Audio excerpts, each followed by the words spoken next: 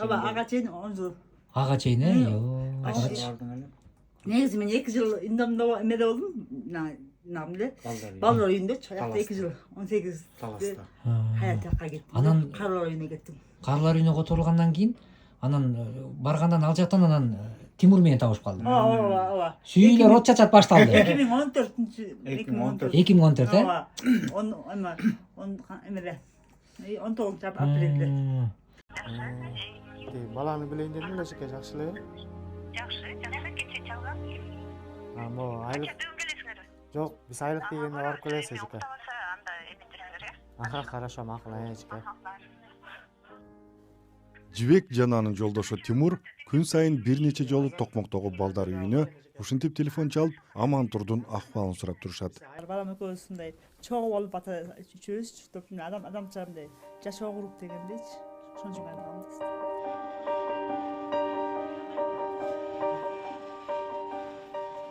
Буттары жана бир ныптасы шал оорулуу Жибек Сагынбекова Ысык-Атадагы Серафимовка айылындагы майып жана кароосуз калган кары картаңдар үйүндө 10 жылдан бери жашап келет. Былтыр үй бүлө куруп, ушул жылдын башында көз жарган Жибек өз алдынча түтүн булатууну каалайт. Ушуга чейин кайрылган эмесмин, анткени ойлогомун да жалгыз калам го деп, жалгыз эле болом го деп, жана Кудайга Кудай ушундай буйрук берип койду. Кимде ким ушул 2 жашка учурунда ошондой кайрылууларды биз жасаганыбызда кол сунган болсоңуздар, демек сүйүнө бериңиздер, кубана бериңиздер.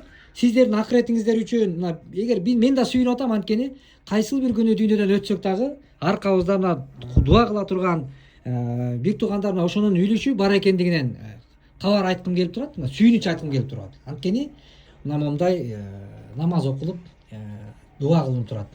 Кудай буйрса, жакшы эми. Кур эмес, бир туугандар. Шашайлы дагы да болсо, мындан кийин дагы ушундай чакырыктар жасаганыбызда мына бул жер. Азырынча Жибек 9 айлык уулу Амантурду өз карамагына алып келүү мүмкүнчүлүгү жок экенин айтат. Карлар үйүндө наристени асыроого, багууга, жуундурууга жана башка зарыл шарттардын жоктугу аны уулун Токмоктогу оорукчан бөөктөр үйүнө вактынча өткөрүп берүүгө аргасыз кылган. Бияка болбойт, анткени биякта балага болбойт да, анткени бала жыт чалда кемпирдер анан өзүңчө кеткен жакты. Өзүнчө сонун үй берет да мага, бияка болбойт, анткени биякта өкөзгүлө болот жашагангач. Жибектин үй бүлө күткөнгө чейин мамлекеттен жардам сурайм деген ою болгон эмес. Турак жай зарылдыгы быйыл уулду болгондон кийин гана келип чыккан. Жер алып там курганга жаш үй бүлөнүн тууган тушкандары өзүлөрү араң тиричилигин жүргүзгөндөр экен. Шал оорулуу Жибектин жолдошу Тимур Тентиев вактынча Карлар үйүндө сантехник болуп иштеп, анын бөлмөсүндө чогуу жашап жатыптыр. Карлар үйүнүн жетекчиси Жибек жалгыздыктан кыйналбасын жана төрөттөн кийинки колдоо болсун деп күйөөсүнө чогуу турганга уруксат берген. Кандай болсо да бала ата-эне менен болгондо акыбалы жакшы болот. Кандай болсо дагы. Таңы таң, түнү түн көңүлүн Амантур элеген Жибек буга чейин жөлөк пул менен эле жашоосун жүргүзүп кетем деп ойлоп жүргөн. Бир ай мурда гана турак жай берип калабы деген үмүттө Жибек президенттик шайлоо өнөктүгү мезгилинде Сооронбай Жээнбековго кайрылып, ага арналган 4 сап ырын барака жазып бергенин көзүнө жаш алып айтып берип жатты. Амантур атасына окшош, кыялы өзүмө окшош. Сонун кези там колуман араң чарам, этким келбейт, кетиргим келбей. Ушу мага бере албай калганда андай кимге берет үйдүчү. Ошо. Учурда Жибек Сагынбекова 3,5 миң сом жөлөк пул, а Тимур Тентиев 5 миң сом айлык алат. Албетте тиричилик жүргүзүп кеткенге бул каражат аздык кылат. Ошондой болсо да, бул бактылуу, максаты тоодой болгон үй бүлө турак жайга эптеп ээ болуп алса эле тиричиликке тыңып кетебиз деп жарыша сөз беришүүдө. Мен бул видеого да тиркеп койгонго аракет кылам, ошондо сен алгачкы биз барып силерди Карлар үйүнө алып чыгып, мен жана расписка жазып берип, биз өзүбүз кепилдик алабыз дебедим, атпы. Тимур чыгарбай койбоду эле, чыгарбайбыз деди. Анткени кепилдик болуш керек депчи. Анан биз кепилдикке болду, мен кепилдикке өттүм. Анан ал деген чыгып туруп, анан балдар үйүнө бардык го. Сени көргөндө ошондо сени көрүп алыпчы. Жана бала Амантур менен жолугушуп атканын көргөндө Eldi sudan ötkürse, erler tuğlu götürse, ıntıma, eldin ıntımağı. Har bir jaran kolunda, ıntımağı mekendin, har bir adam oyunda, ıntımağı mekendin, en birinci orunda, ıntımağı ынтымағы мекендин, элдин ынтымағы. Элим ынтымағың баш алсын эгиндей, элим ынтымағың ширелсин темирдей, элим ынтымағың карма тут кетирбей, элдин ынтымағы.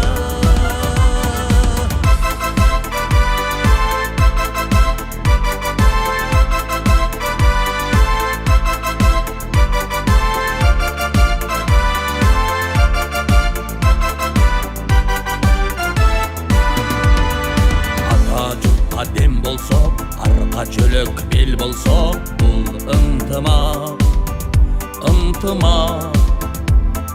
Bilim menen ağarsak, bilge жүрүш жасасак, bul ынтымақ, ынтымақ. Оған көчтү түздөсөк, улуу көчтү үзбөсөк, ынтымақ, ынтымақ. Туған елді сыйласақ, ту алдында жинасақ, ынтымақ, елдің ынтымағы. Ар бір жаран қолында, ынтымағы мекендің, ар бір адам ойында, ынтымағы мекендің, ең бірінші орында, ынтымағы мекендің, елдің ынтымағы. Елім ынтымағың баш алсын эгиндей, элим ынтымағың ширелсин темирдей, элим ынтымақ. Ассаламу алейкум, урматтуу бир туугандар. Биз азыр Бишкекте Тимур менен ушул эменин үйүнө келдик. Мына Амантур деген бала кичеке болчу. Кандай окуга канча жыл? О, таксыр. Ой, таксыр. Кандайсың? Амантур сен ой, сон чоңоюп калгансың бе? Салам алейкум. Кандай? Алтын, сен канчага чыктың дедиң? 8. Алейкум ассалам. Таксырдын атасы. Кандай? Аман эсен. Тимур кандай ден соң?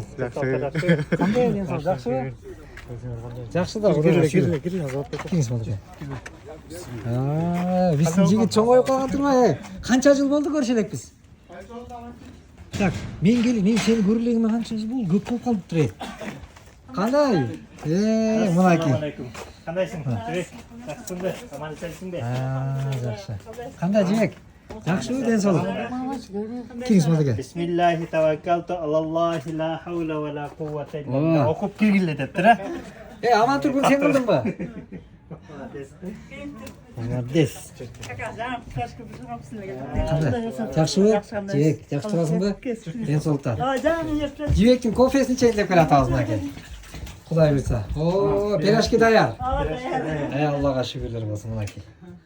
Кудай буйрса. Кел солдуке. Мынакей Кудайга шүгүр буйрса. Канча жылдан бери бул жерге отуруп элекпиз го? Канча убакыт болду көрүшө элекпиз? 2 жыл болду. 2 жыл болду. 2 жыл болуп калды ошо. Өткөндө курман айтта келсек жоксуңар.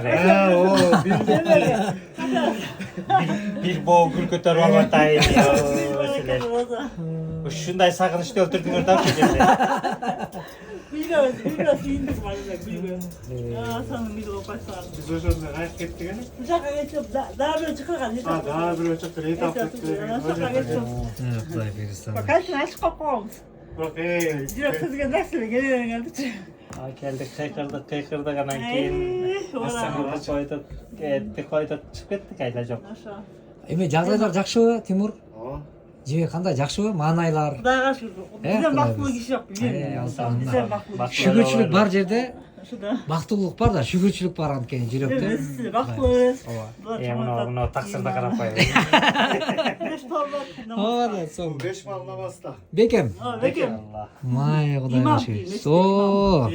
değil, О, форма сүннөт кийим болуш экен. О, азандабы? Az aytıp da bak. Молодец. Намазкана бердиш. Үйдүн жанында эле намазкана. Sen akıl çıkar baklar gittim. Азан айтты экен. Отура Жакшы, Кудайга шүгүр. Мынакей биз Кудайга шүгүр. Ayağı baktı olsa ayağı. Kudayga şükür da. Ооба, шүгүр. Bizden baktığımız iş yok böyle. Ben ne gideceğim. Балдарыңар азанчы болсо темеде анан ашык бакыт барбы? Aşağıda. Сонун. Taştan. Кудай буйрса. Kudayga şükür. Шүгүр. Бул үйдөн сиздер эмнени байкайсыздар? Дин исламды жашап аткан. Мынакей. Мынакей тамактын дубалары. Бисмилла аля баракатилла деп. Бисмилла аля баракатилла. Мынакей. Достор. Карачы. Үйдөгү менин ислам жыттанып мына. Амантур, карачы мына. Мына үйдөгү дин. Эгер кайсыл үйдө дин болсо ошол үйдө бактылуулук деген. Мынакей зикирлер тартылып мына берен зикирлер мына. Бунун бардыгы биздин мына кичинекей чубак ажыбыз чоңоюптур могул үйдөчү. 99 саат алла. Мынакей 99 атын ушуну жаттап мына эме кылып атыптыр. Анан бул азыр мынакей Амантур мынакей алтыным. Алтыным Кудайым буйрса мына сон. Талим өтөткөн бул үйдө мына талим өтүлүп турган үйдө эми сөз жок эми чындыгында мына Кудайга шүгүр мына берде намаз үйрөнүү бүт бана. Амантурдун комнатасы. Мына кыргыз экендигин тастыктап мынакей. Берде патриоттор жашап аткандан кабар де. Мына патриоттор карачы.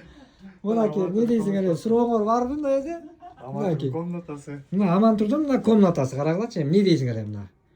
Эмне дей аласыңар деген эле суроо эмне дей аласыңар мына карачы. Мына муногу жер Амантурдун чакан сонун бөлмөсү. Мынакей. Бул үйдүү болгонго себепкер болгон ушундай сонга жакшы адамдардын эмеси мына. Бул биздин 2 жаштын комнатасы мына карагылачы мына сонун. Мына жибектин эң жакшысычы. Жибек мындай жаркылдаган, жарык маанай кыздардын катарын толуктайт. Мына үйгө кирсең дагы мына жаркылдап турат экен үйчү. Мындай карасаңар. Мына жибектин мына жерде отуруп алып мына карагыла. Достор, карагычы мына. Аялын урматтаган эркек деги эле Кудайдын ыраазычылыгына ээ болот деп айтат. Мунун баарын ушуну оюндагыдай кылып, бүт баарын эми Тимур могу жерге отуртуп алып, чачын тарап, сулуулап, сонун кылып карап жүргөн. Мен жанында как агасы катары билем, жакшы билем. Бирок мунун баарын айтып аткан себеби жөн гана үлгү катарында. Кээ бир эркектер мисалы аялына сый урматты мындай жасай албагандыгына ушундай биздин бир туугандар үлгү деп ойлойм. Мынакей. Мына достор. Мына бул жүрөк сүйүнөт мына карагачы. Мына айнек бардан келишип турганын карагачы. Жай намаз ордунда Тимур постоянно намазда экен. Эми бул жерде мен бир жакшы нерсени айтайын дегеним, эгер Жибек менен Тимурдун мына киребеш холу тааныштыра турган болсом. Мына могу жер хол. Мына жак кухня. Эми карагыла, эми кухнянын мына жаркырап турган мына ачык светтер, тандоолор мощный. Мына жак болсо, мына кара. Мынакей. Бияк мына душевой да бияк, Мынакей. Кимде кандай суроо бар айткылачы. Мына учурунда мына үйүм жок болуп атат, минтип атат деп турган кыйынчылыктан Аллах Таала кандай мүмкүнчүлүк берген. Эде бүттүк шарты бар, Мынакей. Таптатынакай. Мына могу жерде мына карагылачы, мына колдонулган мондай бир таза, тыккан, чөткө мына. Сурооңор барбы өзү? Суроо жок мынакей. Болбосо мынакей. Татынакай карындашым Жибек. Өткөндө келип неменин Мынакей. Амантурдун машинесин көрүп кеткенбиз. Жарма болсо жайында. Жарма, мурдак Мынакей. Камдуу да мына карасаң мына ала кет дейт. Мынакей кыргыздын пейили. Рахмат. Жөн эле койбойт белең мына карачы. Мына үйдөн чыкканда мунагул дуаны окуп туруп. Климатым үчүн абы.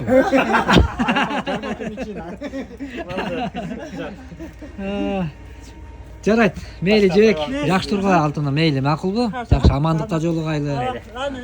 Мейли Тимур. Амантур. Сен карачы мына узатам. Тарбияны көрдүңөрбү? Тарбияны мен узатам дейт. Мынакей. Аманчиктин ойногон жери. Бияк ойнойт турган, Кызык. Мынакей. Көлөкөдө. Могу жердечи, мен баягы бүгүнкү күн эртеңки тарыхта, Тимур, бүгүнкү күн эртеңки тарых. Анткени биз бүгүн барбыз, эртең жокпуз. Мына кечеги байкебиз бүгүн биздин катарда эмес экен. Анан урматтуу достор, мен бул жерден бир нерсени айткым келип атат. Анткени бул жерде дегенчи, муну үйдү алып берген байке өтүп кетип атат да бир жер астында. Бирок мунун өтүп кеткен адамды бир жакшылык менен эскерип койгонду туура көрүп атам. Ал кандай? Мисалы бул байке бизге мага байланышты да 2018 жыл болчу, 2018 жыл. 2018. Эми ошондо бул байке мага байланышка чыгып туруп айтат да, бир байке чалып атат. Азамат, биз ушундай бир жолугайын дедим эле сага депчи. Анан мен ал байке жардам сурап атат экен деп, мен азыр бош эмес элем, бир жакта элем десем бир 3-4 жолу чалды. Анан бир жолкусунда мен аны дагы чынын айтыш керек, баягы Кудай астында чындык бир жолкусунда бир аз урушуп койдум Байке. Байке, сен кечке эле бошобойт экенсиң дегенден, ой Байке, ушундай эми бошобой атам, эми бир эле сиз эмес да чалган десем, бирок мен бул Байкени муну айтып аткан себеби ошентип мындай бир атайын күтүү менен көрсө байланышып эме кылып аткандыгы мени азыр эметип атат да, жүрөктүчү. Ошо менен бир күнү жолугуп калдык. Мен как раз жума намаздан чыксак, ал экөөбүз бир мечитте жума намаз окуган экенбиз. Чыгып анан мен каяктасың дегенде ошо жердем деп жолуктук кыскасычы. Көрсө Байке жардам сурабай эле жардам берейин деп жүрүптүр да, достор, карасаңар. Анан ошо менен Байке менен сүйлөсөк, байкуш Байке айтып калды мага раматылык. Ошол мага бир өтө чыныгы муктаж адам керек эле деди да, Тимур.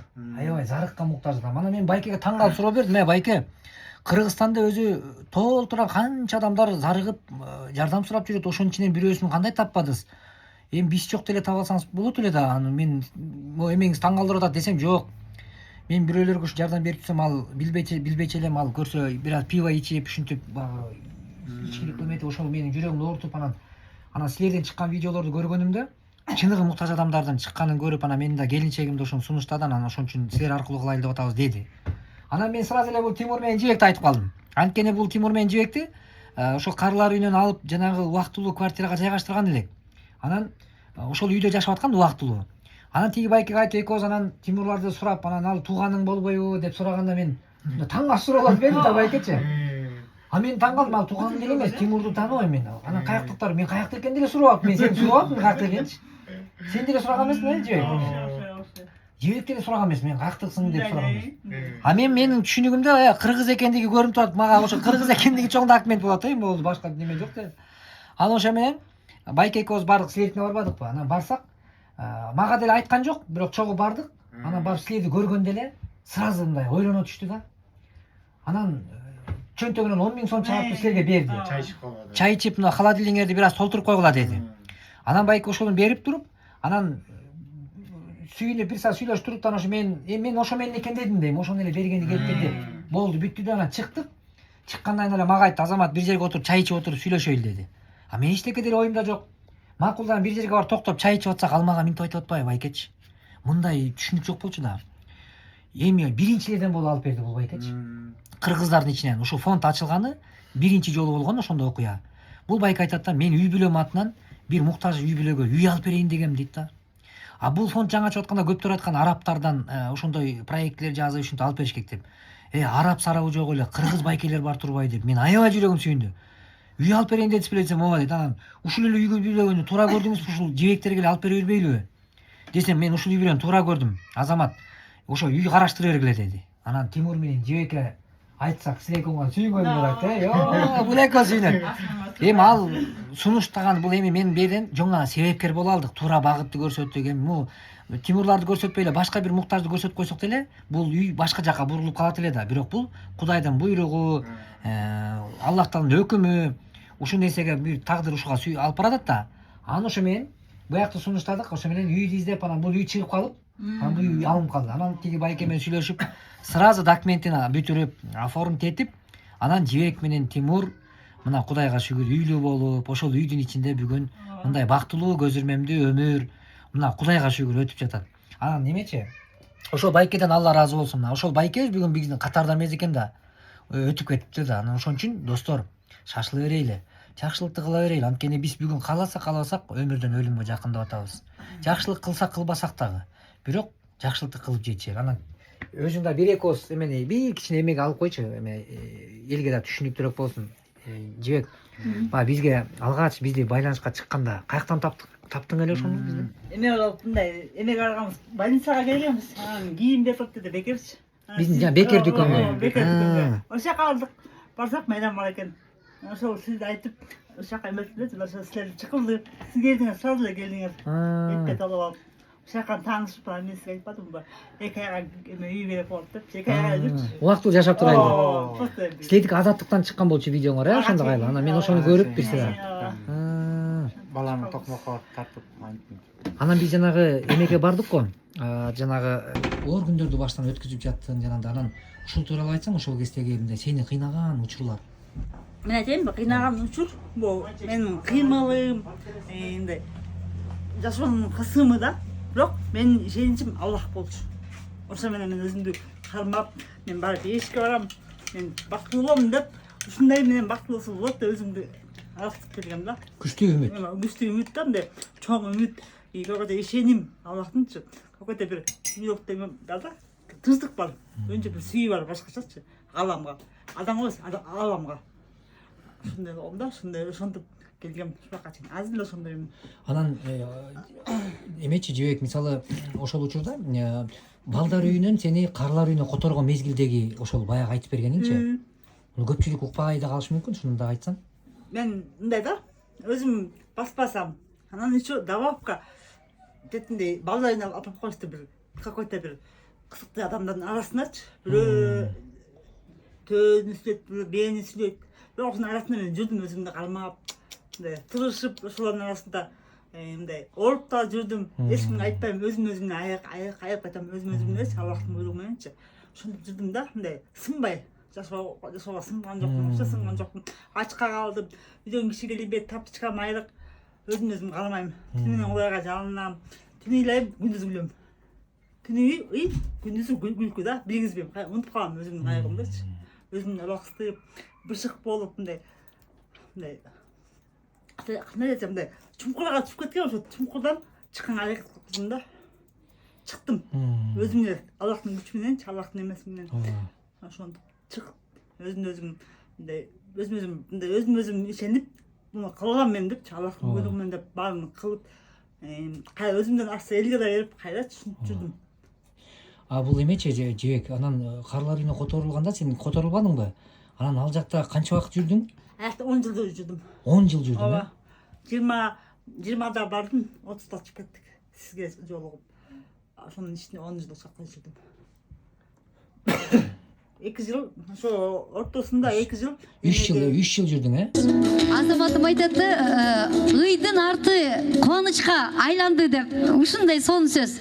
Мен эми көп сөздү узарта бербей, музыканын коштосу менен ушул өргөнүн ээлерин чакырып коюга уруксат этиңиздер. Тимур менен Жебекти жакшылап кол чабуулар менен тосуп, бирге алып келип алсак. Агыр көнүн ачкычын тапшыралы, кол чабып туралы. Сүйүнүч, кубаныч, өргө той кут болсун. Баракелде.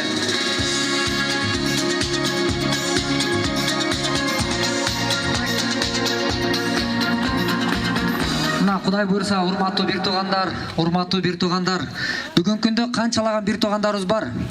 Ушунчалык иштеп, мээнеттенип, аракет кылып, чуркап жүрүп, мекенден четте жүрөт. Канчалаган бир туугандарыбыз мигрант болуп жүрөт. Ошончо дагы ушул көксөгөн ой максатына жете албай, үйгө жете албай жүргөн бир туугандарыбыз бар, жок эмес. Бирок ошонун катарында мынакей ушундай бир туугандарыбыз ак өргөлүү болуп, мына ушул ак өргөнүн ачкычын жалпы кыргыздын, мусулман мындай бир туугандарыбыздын мекендештерибиздин атынан жана ошол биздин ошол Меккеде ошол ажылыкта жүргөн ушул үйдү алып берген бир тууганыбыздын атынан ушул күлүштү тапшырып коюуга уруксат этиңиздер. Алака чаап коелу. Ак жол той өргө болсун. Кут болсун. Үйүңүздөргө канча кут кирсе ошончо кут кирсин. Эми айтсаң, мисалы бүгүнкү күндөчү, Жебек, сени мен ушундай тааныйм, сени мен мындай карындашым катары жакындан тааныйм. Муну сени жакындан тааныбаган адамдар бар да, жакындан тааныбаган адамдар башкача элестетет. Сени мен мындай элестетем. Күчтүү аял, күчтүү эне элестетем да. Анткени эмне үчүн дегенде, басып туруп чуркап жүрүп деле төрөй албай атышат. Сен төрөп, балаң укканда мен мынтип чын айтайын, мына Кудай астында ишенген жокмун да. Анткени кантип бул жөн эле багып алып эле калп берип айтат окшойт деди мен чындачы, Кудай астындачы. Чын айтыш керек да. Аны ойлодум мен, ушул басып туруп чуркап жүрүп төрөй албай атышаны, бул коляскада отуруп кантип төрөп коет эле, жөн эле бир кулакка тийип атат окшойт деп ойлодум. Бирок чындыгына карап келсек, бул чындык экен. Бирок сен айтсаң, ошону төрөдө баягы өзүң да айтып бербедиң беле? Врачтар каршы чыкты. Төрө, сен өлүп каласың, андай болсо деп, сен доом жок деп жазып берди. Ушул тууралуу айтчы. Мындай болду да, 5 айга чейин билбей жүрдүм. Менде бар эле боюнда бар, менде ишенген жокмун, өзүм ишенген жокмун дагычы. Койчу мен кантип боюнда калсын десем, анан өзүгө алып барышты, боюндар экен, баары каршы болуп башташты. Төрөгө болбойт деп. Анан мен түнү менен Кудайга сыйынып, анан күндүз министерствого чалдым. Төрөйм депчи. Ал жок деп болбой эле тиги эме кылып мындай. Ышылса Аллахтын күчү менен эме болдум да. Чыктым да ушундан чыктым. Бирок сен айтсаң, мына карасаң, врачтар айтып атпайбы? сен төрөй албай төрөтөн өтүп кетишиң мүмкүн, өлүп калышың мүмкүн десе сен мен макул болдум. макул болдуң. Ооба. Мен ушуну угалы аябай болгом да. Менден чыккан бала кандай болуп болот экен депчи, анткени мындай ишендим да, что бул кыйын болот депчи, башкача болот, необычный болот деп. А бирок сендечи мисалы бул жерде мындай да көрдүң мына бизге окшогон, мына мага окшогон, мына Тимурга окшогон баланы жарык дүйнөгө алып келиш үчүн канчалаган эне бейгүнөө курбандыгы болот да, мисалы төрөттөн өтүп кеткен энелер бар. Ошого өтүп кетсем деле макулмун деген сендеги. Макул смело болдум. Смело болдум. Операцияга дагы бүт баана смело болдум. Ай алтыным. Жалгыз ошондо мен эч ким жок болсо анда өзүм эле больницага алып кетишти, скорый менен өзүм эле бардым, өзүм эле жаттым. Эч ким жок жанымда. Медсестраларчы мага таң калыпчы. Кантип жүрөсүң деп жалгыз. Эми ушул жерде мага дагы эң оор тийгенде болгондо мындай болгондо, муну уккан бар, укпаган, билбегендер да бар да, бирок мен ойлойм бул видео көп адамга таасирдүү болот. Бул мындай позитив берет адамгачы, мындай бир стимул да. Эми карасаң, сен ошондо мага могу катуу тийген да, мага аябай оор тийген. Мен Азамат байке төрөгөндө башка мисалы энелерди үйлөрүнө чыгарып кетсе, мени карлар үйүнө, баламды балдар үйүнө алып кет деген. Блин, вообще эме болгондо. Ошол учурда айтчы мага. Сени больницадан чыгарып кетип атат. Чынында жанымда жатат аялдар, эжелер, кыздар, баары эле үйөсү келет, апасы келет, кайненеси келет, мен там жалгырапчы. Мага ким билет болду экен деп. Анан главврач келди. Ушундай бир ошол күн, ошол убакыт мага өтө эме болду, мындай караңгы болду, бирок аягы жарык болот деп ишенип өзүмдү өзүм алгыстып чыктым. Бирок бала жок, жанымда алып кетти. Роддомго өзүм кетип бардым. Мындан койчу. Ошол момент, ошол саат мага ойлойм да, караңгы, кайгылуу да. Бирок андай өтүп кетти. Сени мисалы ошол алгачкы барганыңдачы, Жебек, анан канча күн дегенден кийин төрөгөндөн кийин кайра канча күндөн кийин көрдүң баланы? Эмгич керек болот. 2 айдан көрдүм. 2 айдан кийин. Бирок эмгичкен жоксуң, Эмгичкен жокмун. Анткени 3 күнүн алып кетип калышты. 3 күн алып кетип калышты. Анткени себеби балдар карлар үйүнө баланы караганга шарт жок. Ал жердечи условия жок болгондон анан балдар үйүнө кетти. 2 айдан кийин барып, 2 айдагы кусалык. Башкача да. Мен ошондо силерди жанагы Бул ырсаттары эжекемдин жүрөгүнөн, жан дүйнөсүнөн чыккан. Анда окуп коеюн. Жалган жашоо тамчысындай жамгырдын. Жанчып мени сыноолорго тагдырдын. Жанчыдагыс аштым далай ашууну. Жарты болуп кемдин дагы айрылдым. Сыноо тура мунун баары жалгандын. Түшсем дагы түпкүрүнө армандын. Түз жолумдан бир жыгылып бир туруп, сынбас болуп бул турмушка кайрылдым. Жардам берип жүрөгү гүл адамдар, үмүт берди Аллах сүйөр жарандар. Арманымды кубанычка алмаштым. Ардак тутар жолдошум бар, балам бар. Колдоп, буттап, качан кайда барбасам, досторумда тирөөч болду ар качан.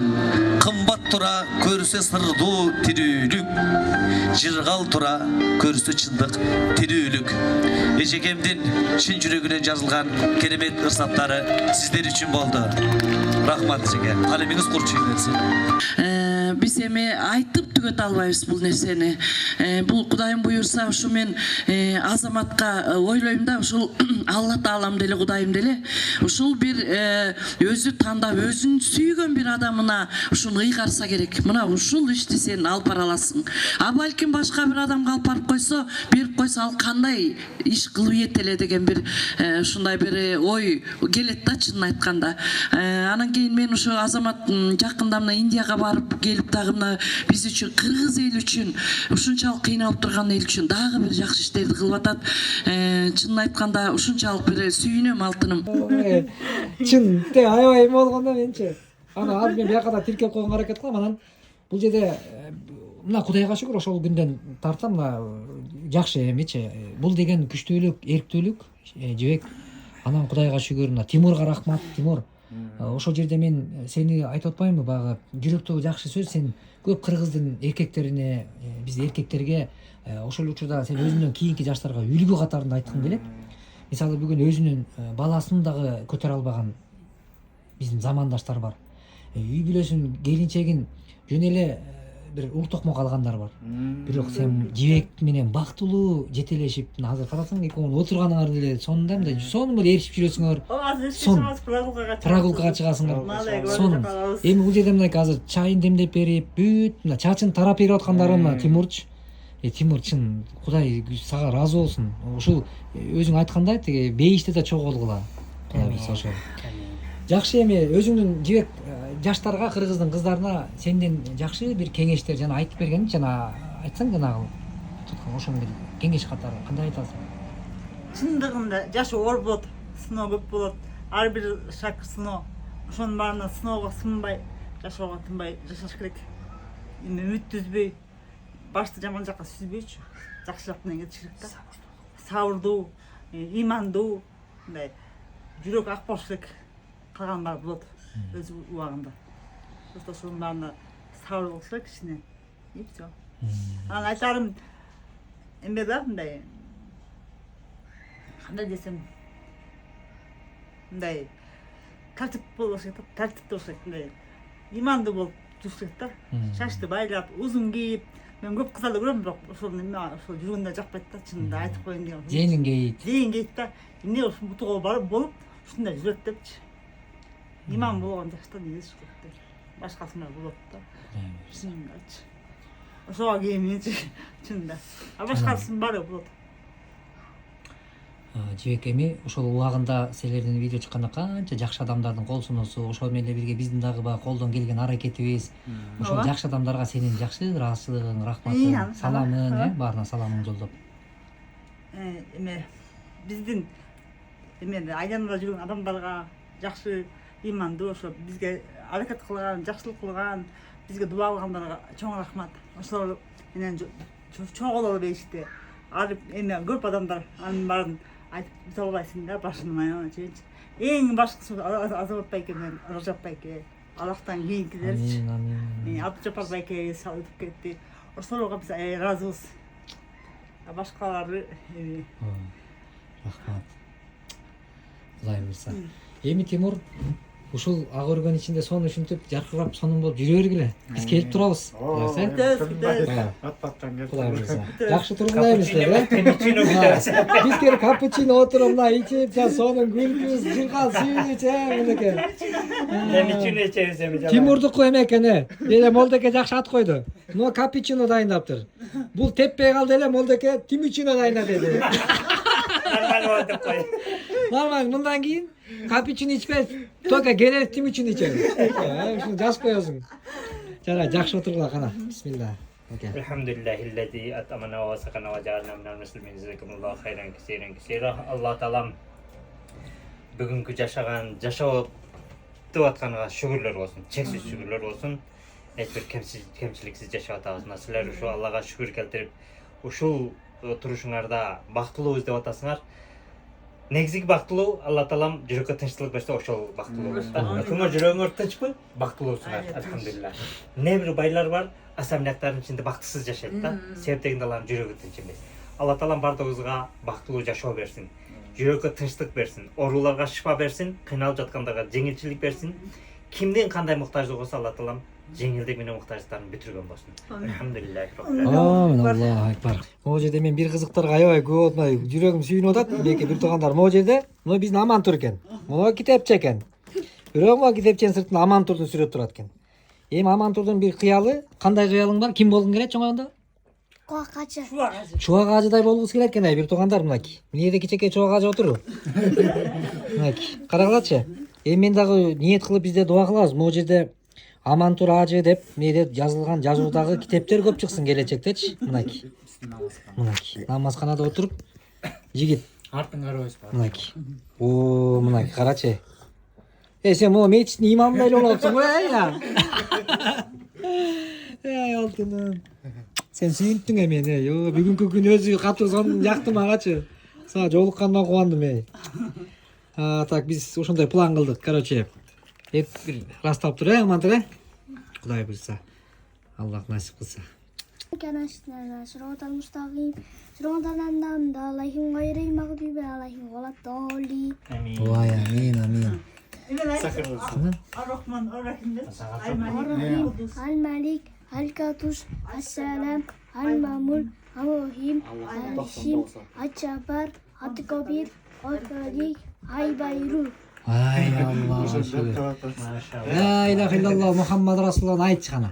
Ла илаха иллаллах Мухаммад Расулаллах. Ой, yo. Sen tajvid менен ғой, yo. Тамгаларың өз ордунда ғой, Ай, красавчик. Вообще сон. Салам алейкум, урматтуу достор, мекендештер. Биздин ар бир көрсөткөн Кудайга чексиз шүгүр. Мен азыр биздин бир туугандарыбыздын катарын толуктаган Тимур менен Жибектин, анын уулу Амантурдун ак өргөсүнө келип, мына Кудайга шүгүр, ынтымак менен биздин башыбыз биригип келет. Азыр бул 2 жыл болуп калды экен көрүшө элекпиз, көрүптүр элек, ары бери жумуштар, ошентип жүрүп эле. Убакыт билинбейли, азыр 2 жыл болуп калыптыр. Азыр мен Амантур кичеке болчу да, бул мен бир келгенде жай намаз салып кичеке окуп аткан, ошондой намаз окуп аткан да бул. Мына азыр биздин Амантур мынакей Жибек менен биз кандай сонун көз ирмемде отурабыз, бир туугандар. Анткени бунун баардыгы баягы сүйүнүчтү бөлүш. Анткени себеби биз бир кайсы убактарда бизде кыйынчылык болчу, бирок ал кыйынчылыктар шүгүрчүлүк менен артта калып, мына бүгүн үй бүлө бактылуу, мына өзүбүз угуп атабыз. Менден өткөн бактылуу жан жок. Жибек, мына Кудайга шүгүр. Амантурду жакшы билесиздер. Бир кездери биз Токмоктон алып келген кезде кичекей бала эле. Жей болчу. Эмеде бир намазкана бар экен. Намазканада азан чыкен. Мына кийиниши дагы кадимкидей сүннөт кийим менен, машалла. Кудай буйрса. Анткени урматтуу бир туугандар, мен бул жерде эмнени айткым келет? Себеби мен бул жерден Жибекке мен аябай баа берем, карындашыма. Эмне үчүн? Буну мен кээ бир учурда үлгү катарында айткым келет, мындай сыймыктанып. Эмне үчүн дегенде, оор сыноолорду мындай бир оор кабыл албай, аны жеңе билген жандардын катарын толуктайт. Бүгүнкү күндө мына бактылуу энеминде отурат, бактылуу өмүрлүк жар. Анткени кээ бир адамдар кичинекей нерсени эле чоң көйгөйгө айлантып, анан тагдырга нааразы болуп, Кудайга нааразы болгондор бүгүн чекеден чыгат. Андай кыздарга, кыргыздын кыздарына биздин Жибек үлгү. Негизи Жибек үлгүсүн мына Тимурду деле мен мындай эми мактоо бир гана Кудайга таандык да, Аллах Таала кадыр зат. Бирок биз бирибизге жакшы пикирибизди айтып, мен азыр жүрөгүм толкуп кубанып, сүйүнүп турам. Анткени Амантур дагы кичинекей тырмактай бала болуп, биз алгач ошол Жибекке жолукканда, Жибек өзү ошол тагдырдын жазмышы, Аллахтын буйругу, сыноосу менен карлар үйүндө отурган кезде ошондой ошол күн артта калды. Ушул кичинекей Амантур балдар үйүндө эле ошон сүйлөшүп, ынтымак кылып, акылдашып, кеңешип, изденүү жолун жасадык. Бирок жыйынтыгында мына минтип ынтымак менен мондай үстүндө өздөрүнүн үстүндө ак өргө, алгачкында айза эмегечи мага Жибек Азаматбекке 1 айга эле квартплатаны төлөп, анан балдар менен Тимур менен бир үйдө чогуу эле жашап турсак деген ушул дагы кичинекей кыял болгон. Бирок бүгүнкү күндө Аллах Таала кадыр бир өмүр жашашлыкка мүмкүнчүлүк берди. Жакшы, буйрса. Кудайга шүгүр. Аллах Таала ушул берүүчү да. Кудай буйрса, Аллахга шүгүр. Азыр эми могу жигитти карап кой, Кудай. Сонне сүйүнүп атам да карачы, достор. Бул кезде Салам алейкум.